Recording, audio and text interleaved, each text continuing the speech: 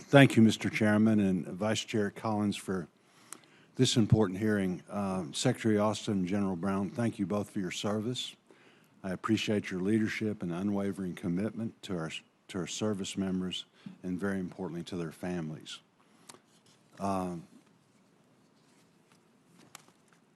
Secretary Austin, the National Defense Strategy underscores the need to prioritize interoperability and enable coalitions with enhanced capabilities.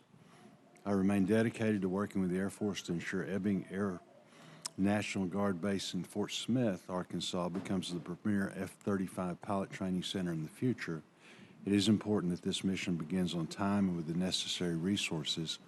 Secretary Austin, can you speak to how this mission will strengthen warfighting capabilities and create an enduring advantage with our allies and partners?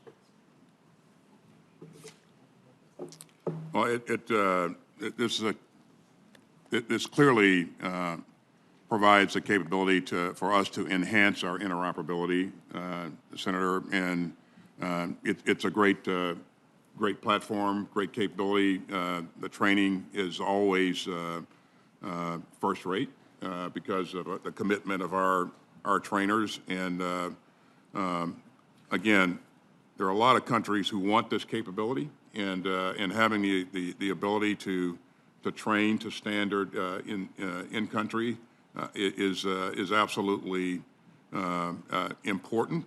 And so it contributes to the overall readiness of the combined force. So you can interoperability means having the right policies and procedures, but it also means the ability to work together with our comrades in other countries. Right. And so this face-to-face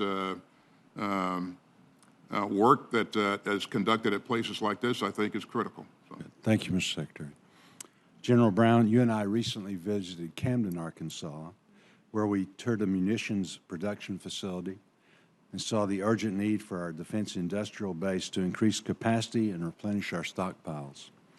The passage of the $95 billion security supplemental bill proves that when we provide assistance to our allies and partners, we strengthen our defense industrial base as well. This fiscal year, Congress also approved multi-year procurement for 6 missile programs for the first time.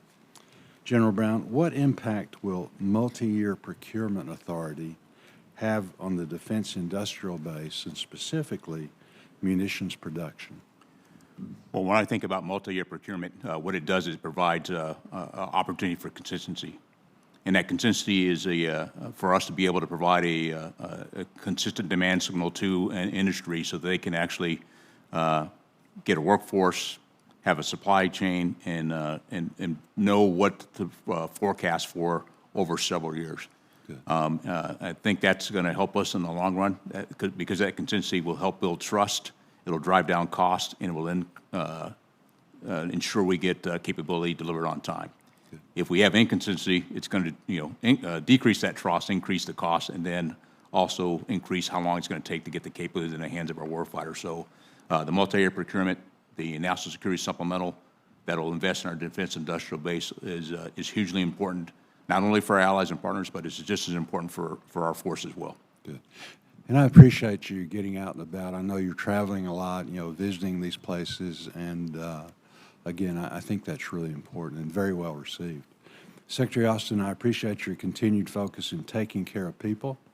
The budget calls for a 4.5% pay increase for service members and annual increases to housing and subsistence allowances.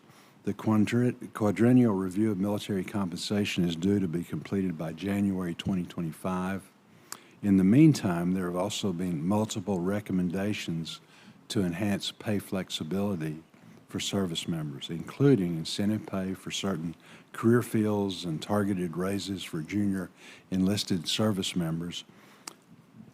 Secretary Austin, in your opinion, where would pay flexibility be most effective if implemented? Well, first of all, let me thank you for the support that you've given us to date. As you pointed out, we're asking you for a 4.5% pay raise in this budget request, Senator.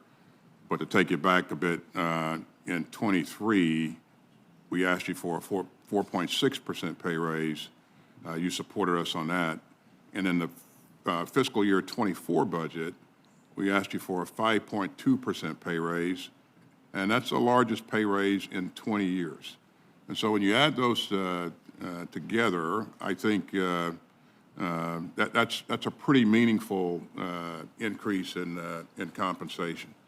My goal is to provide, reduce the costs on troops and families and provide more resources. And so anything that we do in terms of these types of actions, to answer your question, does reduce the strain on our troops and families. Whether or not we can do that going forward, well, certainly any recommendation that's made, we'll have to do an analysis in terms of how it affects the budget now and into the future. And so as you propose different things, we certainly look to work with you and provide you that analysis. So. Okay. Thank you, sir. Thank you, Mr. Chairman.